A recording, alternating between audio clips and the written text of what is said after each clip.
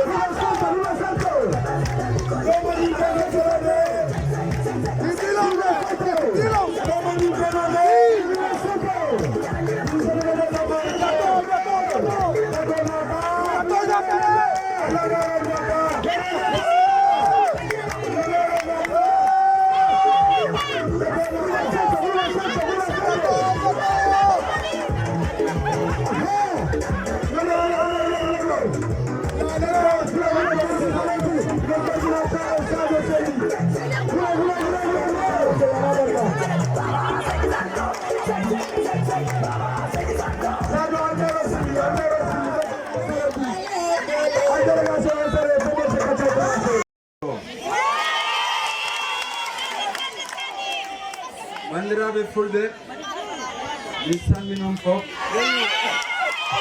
fulolle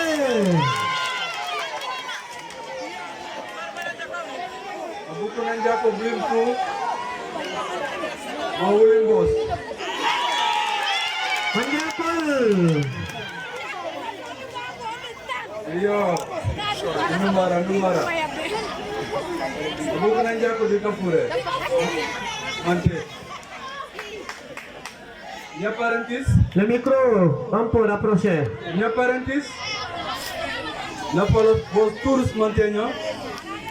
I was amin figa content. Mbadi mandi ko lana kamunal. Mbal tentu lambal jaila. Kapale ko anumbara ala barkabake.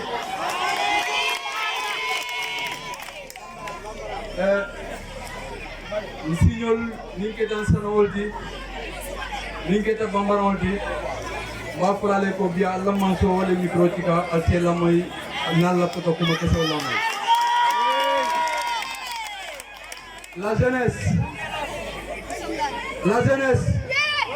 are you ready for the show? Est-ce que pare ngeen pour ñu wax leen li ngeen xam te ne moom ngeen bëgg a dégg seen nopp? Est-ce que par exemple pour gunge le maire Arona Sonko le 23 c'est le maire Jeunesse bi pare na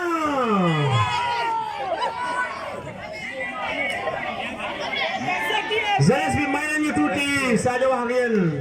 Ce qui est fait maa ngi nuyu kenn ku ci nekk sa tur ak sa sant di leen jox seen wàccuwaay bu mot sëkk te gis naa seen taxawaay balaa maa dugg si mbir mi maa ngi door nuyoo suñu kilifa moom mooy le chef de village monsieur Keba Kombo.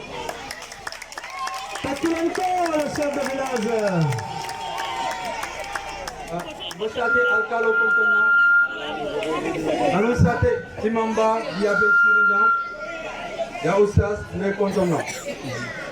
Bari fana mbapula sate moleko.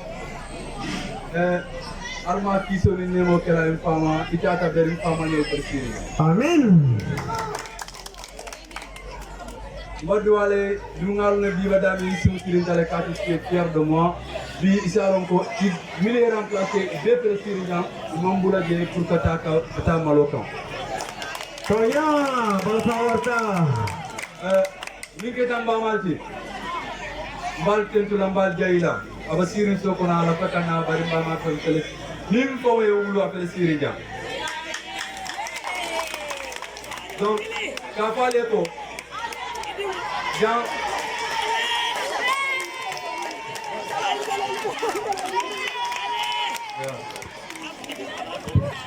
Kafale ko adamante mamatire bari pen di yalon ko musole di siriyan abe mumbale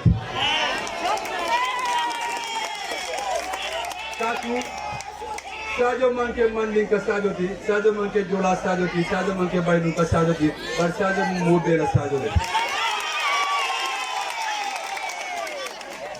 ni wirta jam no micro tika atele ak no ko micro tika kati atelo kito dini bari la fala de no ñol la moy katu diamo ñanta kadan dale bari la fa nimmi mbitala inu kuma keso ka soko bama ñol mi tele sirinya milliard encore vert blanc katu 100 religion musulmano et comme ne pour la couleur de mbitala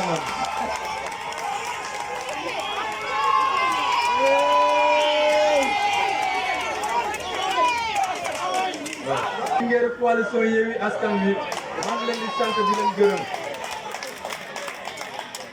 nañol batatu mo meta daha wato le sita o daha pour nga soto ngel ko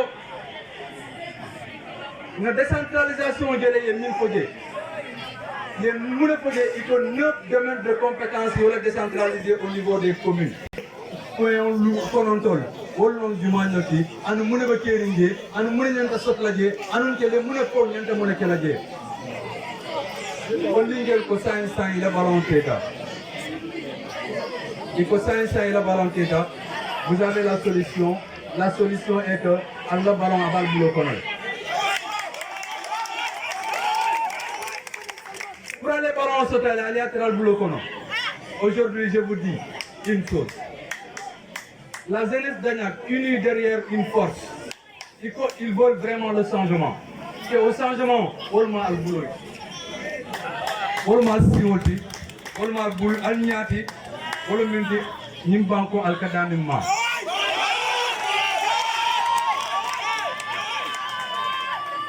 Vos ballons, comme il fallait, ce n'est pas seulement le ballon de foot. Au ballon ne a khayma ikmobije inyabije kilobije simobije ikal nene depuis sandu gelu ikale ko alla teron ne tata budgeto ikale ko mone bekeri na alla teron na clôturer et c'est une réalité sur le terrain ko alla teron ya clôturer je ne sais pas de Diko, il y a le terrain clôturé. Chaque année, avec le budget de Ko, on va clôturer le terrain d'Agnac. Est-ce que le terrain d'Agnac est réellement clôturé? Est-ce qu'aujourd'hui, Allah fallait Qatar sans clôturer votre terrain? On vous dit et on vous tend la main. Nous ne voudrions pas qu'il y ait un terrain de foot seulement, mais un terrain multifonctionnel dans tous les villages.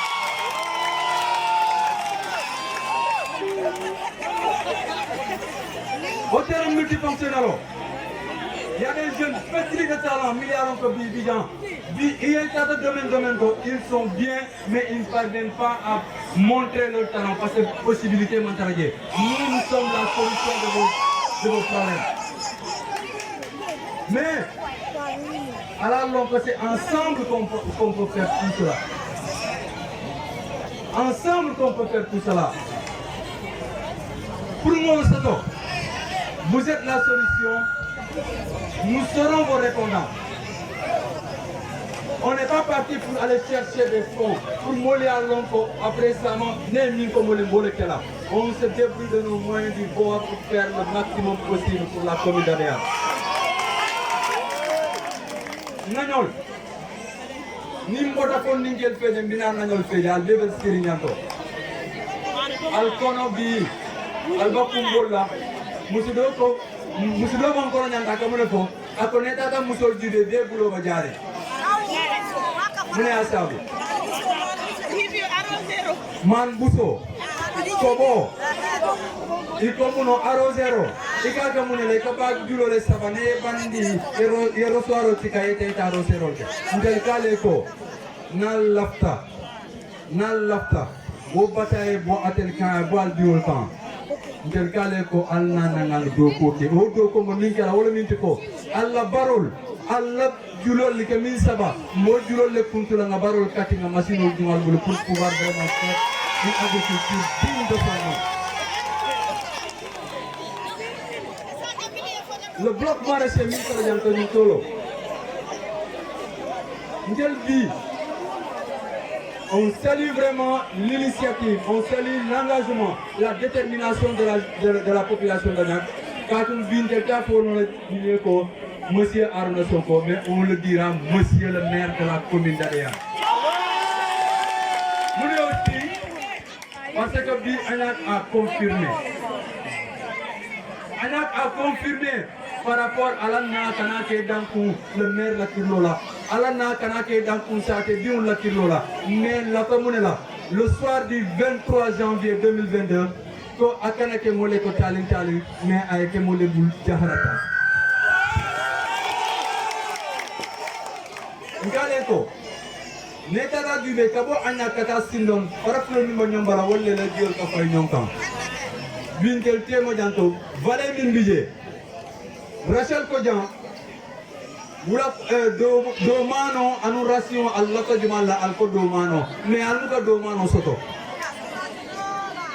akamunda ko iba siri oro kan oro mi alon ko nyanta aduna mais imman si kuma kan walla ila taka muta nyami ma muta no wala mo bulu ja mune aduna video ko muka kene iko ko e parole d'état ndel kale ko la solution n'est rien d'autre que réfectionner le bigo mi bijan e ka do dig anti selo mi alon ka ba banu farotema ka dada ay betia et inciter aux autorités au dragage du fleuve Casamance.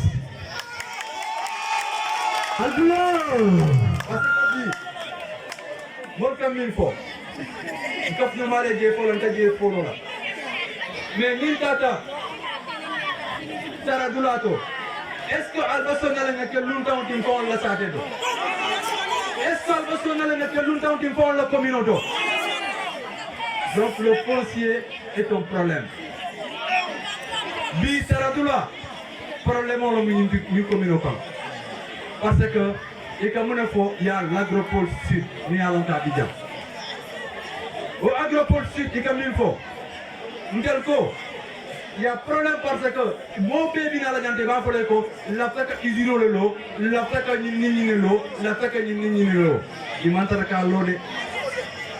Il a fait mon là, Nabanko après ça, il y a un waki qui va bolma. Agropole m'a pas mon soutien. Abattoirie, c'est un bon projet né à réaliser. Mais du moment où on a dit que la commune de Dogo parce qu'il n'y a pas de qualification. Il y a le centre polyvalent de Banana mis à l'encore bi, Moulé qui est là, à la fois, on est malon. Moulé qui est là, et qu'on a poussé la tonne sur le qui est là. Non, poussé la tonne sur le qui est là. Est-ce que vous avez la place au monde? Bintel locale que ça soit un centre Mialonka, avec un centre modèle Mialonka, Cambodgien dans tout le Sénégal, ni la formation là. Dans les métiers du jour, il va falloir que Batumata Adian communauté, il y a un centre polyvalent Mialonka Bidé. Et quoi, on a des diplômes. Bago bamol boule, licence bamol boule, master bamol boule, doctoral bamol boule. Mais est-ce qu'on va donc coller? Est-ce qu'on va donc coller? Y a-t-il une promotion pour l'emploi des jeunes dans la commune? Amansato, avec Kering, nous serons votre solution. Nous serons votre solution. Nos formations, centre de formation, à Banana. Pour Misaknako, le centre, l'agropole sud, nous allons commander à Polota, Bijanto, nous minons Doko, la Issa Doko, et puis il va salaire que l'on se dit, mais non pas, il y a que placo, il y a que placo, mais que stop. Pour le mini autominal, le placo, on te pointe journée 2000 francs. On n'a pas besoin de ça. Alors que l'agropole va te le fond la gratte. Monsieur Dumala Basiri Nyam Mialonko bi il y a douale, il y a dingo soto, à Tarasiri le Sokono, Néagé à 8 ans, Abodokola a été les 100, 200 francs, Tarasi le mango koto. Moussoman Douala, Mousso Beka Fole, alors Maringan Dumutinéde.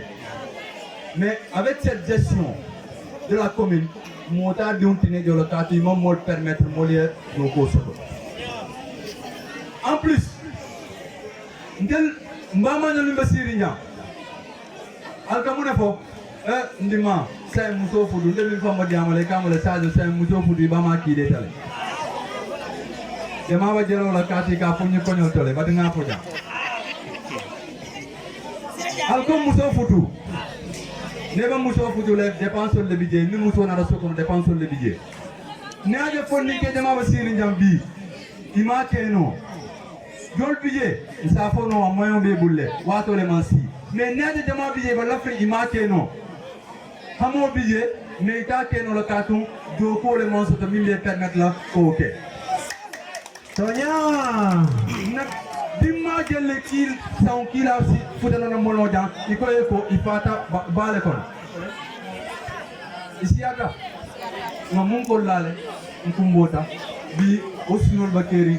Dol di ilam musol lo muitini alon ko fututa ikel tata ifata bakono ime fureje lumine bitale min foye o be hakilo kono atane mirela e ka kumbo ali say sabar de nyaajo mo jamfalla mais to nya keso bolo polo nyoy pour misat nako ngel manna janka fale ko nal vote tamole mol bal sambala Paris nal vote tamole mol bal sambala Dakar ngel temo sambala Dakar temo sambala Paris ngel ko na Paris ay ke adian communauté Albio! ngel ko na communauté ay ke don Paris mi mageli France. Comme c'est une capitale de la France, Ndelko a été comme Diane, la commune Adéano. Oh, pour qu'à Soto, il faut aller couper les mots, les mots. Et que, vous connaissez à Diamo, la boulot à Koma, à Kamfato Diamo, les salons qu'on follow le Bako. Vous connaissez la monnaie qu'on follow. Dit que la monnaie est au carton. Ça au carton Mimankoma, l'Aftaleko, Milialanko, il met le carton tika, il taille le carton tika parce que bi. Ndel ko ninketa mérite au niveau de la commune. Ite Mousso, ite Fondinke, ite Mbamagnol, ite Mfamagnol Mbébian, vous êtes tous des maires de la commune d'Adéane. Sonia! Parce que bi, l'individu, la personne d'abord, la personne est au centre de tout. Quand on a culture, je micro di dolla. Nga culture mi fo. Jamoral ni alon Kabidjan. Kumpol la troupeau. Et ni la papier, est-ce que aller subventionner le sotoleban? Est-ce que aller subventionner le sotolet? Carnaval au Bidjan. Est-ce que aller subventionner le sotolet? Sur les groupes pour aller à sotolet. Les rapports de l'autre côté, est-ce que aller subventionner le sotolet? Jamais, au plus grand jamais. La culture est morte dans la commune d'Adéane parce qu'il n'y a pas de vision claire par rapport à ça. Toya! Merci. phénomène qu'on l'appelle pour qu'il y ait un changement radical. Wallahi. Puis dans la commune, c'est 8 contre 1. C'est Ousmane Sonko contre. Vision de Macky Sall. Ni mu mune bi Bariga. Womi di Bariga. Ngana to masi nomi de. Bi Jumbo Jallo. Ala fa man. Bi Jumbo Jallo. Iko da sang. Nalman voté de la liste la voté de liste dole. Nsa fale ko o kono ba kio wolo mi ila ke ba ti santo nta to fora le ka to mala bi ka aso bozo. Donc ni Jumbo keta bi destin. Sini albalo no ko Jumbo be kela dasi mo te mano kafutale. Abe ko yala na ne. Mo ti amo no damba ko. Merci. Injulo nyanta jola aruna rajulo injulo nyanta jola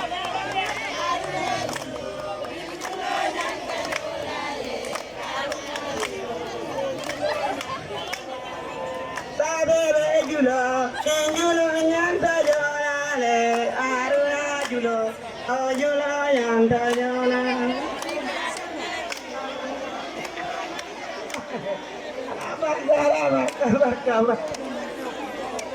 Salam alaikum.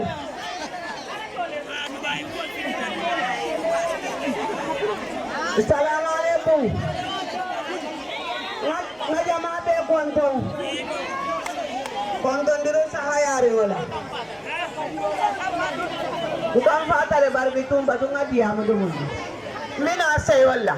Ila warkani sero man tete. Oleh malabang kelele gara duladu rawun gamul gara dituna. Ene kan famero. Ya. Wala na kala ko pa punya ta horoma.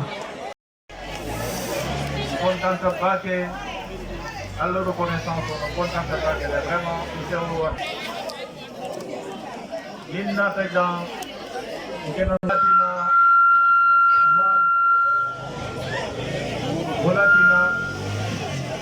Volatina Monsila, Denne Jiko Bal, Enfant Kene.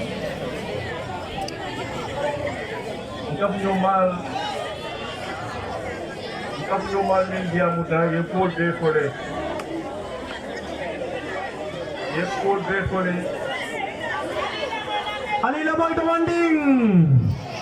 Kapige de Mondino. Ali Sabari, Ali la boy. La fita Kapari.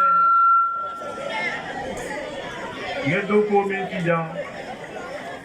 La fita ke Akapule Koteke. La fita ke Jamale Kijan. Et la fita Minna. Atole Baji Lantela. Wolon alla carto la sola tawalla di. Al boulot, le maire qui a les cartons faillés Westanier. Alla carto sola tawalla di. Katu wodrone ben sambala meriodo. Trojan. Ligita la bake le katu. Kabirin Silvilo Fokani a desiré qui mol la may. Allemand facile. Je suis content de bakele. Barinsa pour lui go. Ni élection de Minkela le 23 janvier. C'est-à-dire dans 72 heures. Avant que l'élection d'Inti. Élection ballon Inti. Quand une élection de Dunamim Kono.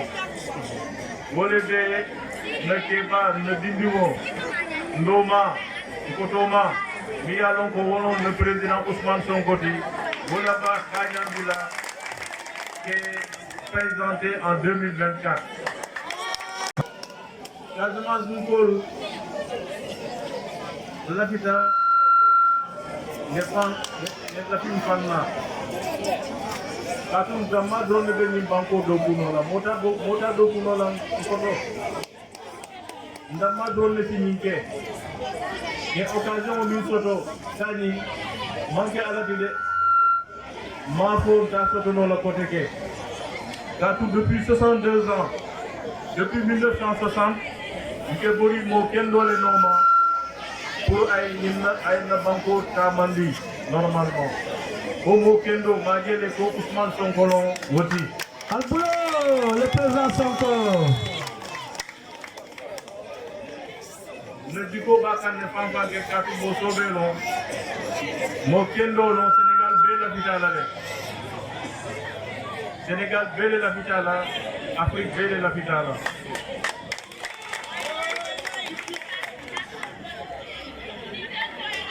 La vita che mi foglia cosa che co. In communo Sénégal. In Capugnol, Anil, Sino, 1000 délégués, 1000 tous les habitants. L'habitant de la Wolong, Negnon Mouta, Negnon Kanoum. Katu wo drone si Banko Sambado Nyato. Tonya. Namu Tonya Fede. Ngeen ba dingol la moy le bambara mo milieu diamot ka dans sansani. Men la fita ka folye ko. Alman ke lunta mo tisani jang. Alna ta ka fam muta ko jang dingo. Mais almu le ti fam. Almu dan dingo le ti. Katu miye sandi woro so de dina killing. Ay muso so de ay dingo so de jang. Alman ke lunta mo ti. Tonya, Bele Dentala. Bele dentala. Sate. Bele dentali sate la. Dunia mol ka ko nyame. Mol ke don saban le la dozo. Ite ke na bi kamado na sirindi do fana na. Wow, wame la bandulalong. Moment la banga dulalo. Wala tina ka fa ye ko. Nenyo kanu. Nenyo muta. L'unité fait la force. Kambemo nyontala. Kambemo nyontala. Doko du. Nankili doko wala. Ousmane Sonko le programme Kendo Long. Ate ako intercommunalité.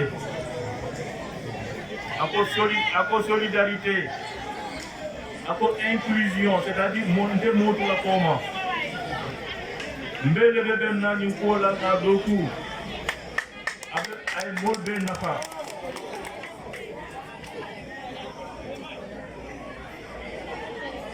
Okama il programme mi alonko à la vitesse que mi établir dans n'entend soutenir les. Kadema wo soutien o alla cartolon alla carto wole ben pour soutenir no la ko gagni bankota alpha ka fole ka tout depuis anya ko jaño ni ka de la wodila ni commune abalo bele ke dimi ya madi la wodila ake wuri comme Muskeba. Ola kenan tolnata la fita gal jara Doktor Biyangade, Doktor Gomis. Jara Lalong, ini ekipo. Doktor Bijanne wala ken bambu wala ken samba la fita gal jara ke banko doku Pas tanya tu. pour la jeunesse Koningkel. Alila Moy. Agnat. Je dirais même la jeunesse de la commune d'Adayan. L'abda que fait ne palier. Voilà, vous n'avez pas de raison de vous inquiéter. Il n'y a pas de souci à vous faire. Ah wow, garantie. On vous invite au travail. Nous allons travailler avec vous dans votre intérêt et ensemble, on va essayer de bâtir une commune nouvelle. Wallahi. La formation de la jeunesse au cœur du programme.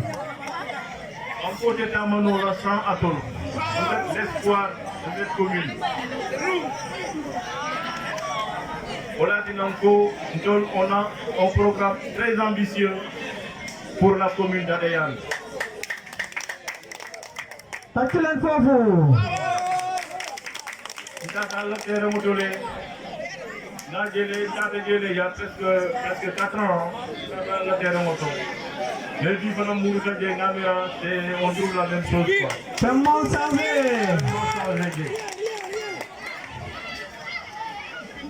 Tellement changé à la terre moto comme il y a 3 ans natara nyami adole nyama Faut ça y Osani et il y a monté la évolution là. est. Il a moins de jeunesse. Na ambition mo wolon mais fenne pour la mi alonko. Na santé de Fabanta, na décidé que au moins dans les 5 ans de notre mandat, dans chaque village de la commune, on va construire un terrain de basket. Alcoolo.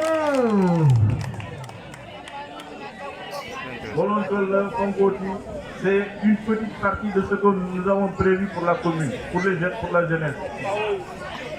Allah Ekolo Fana, bon, lycée, c'est vrai, département où il y a un carton pour toi, mais le Fana, c'est un mauvais département au toilette.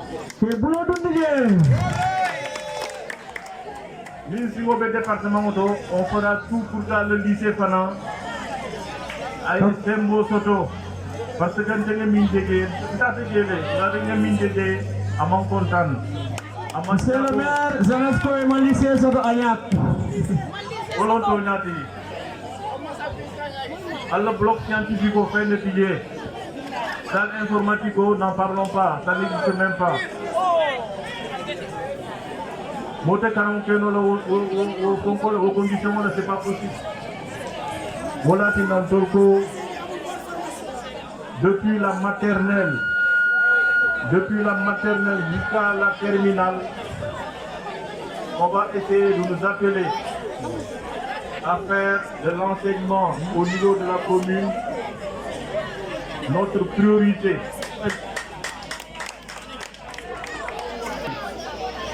Et Moussoul Makoy, et Gimbal Makoy, et Femme Makoy. Katou Karam, Nima Karam, Isita Nodila.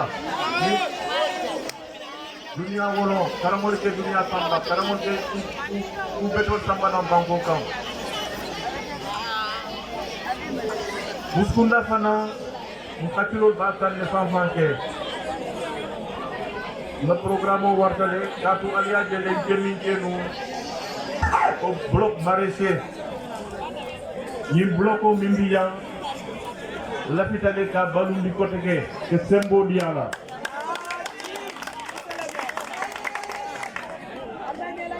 On a Kamodi. Yanda Madronte, mais c'est au niveau de toute la commune. Dans chaque village, on va essayer de doter chaque village d'un bloc maraîcher pour nous de Dogo. Betul. Allah bata sadu tambila. Abang Farang. Le petit commerce aussi. Kolom milke voiture ndimol ketenti. Mais faire kelele. Pour Dema au niveau du financement.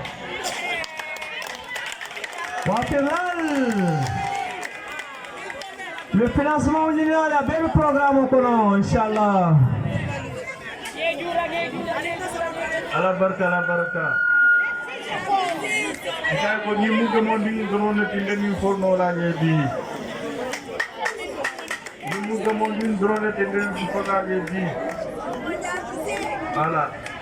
Fenkol Arab Karamol Fana. Ali Lamoi, Allah Arab Karambung. Arab Karambungol Fana. Katilo Bekane. Katu Ifana. Ike Moda Dale. Wallahi. Ike Moda Dale, Ike Katilo Di Mola. Ike Moke Misil Moti. Voilà, il y a Warata Bakele, il faut qu'il y ait des mains. Avec le programme auto, Arabu Mumbeja Ariane, avec le programme Yelaskan. Église Fana, catholique Fana, il faut qu'il y ait des mains, car tout le monde veut venir sur et Inch'Allah, vous pouvez nafoko alla ñim bank alla ñim saté añak c'est ma fierté Ayak. añak ale sanso ni soto maje yi village o miya soto jang kato albe karu suro le to Ayak gol lalu sate bukan furoti. Sate ba. na diata alaye me lumo kela janne lumo Lumo diapa. Ayak lumo. Musolle wafirlal. Alle.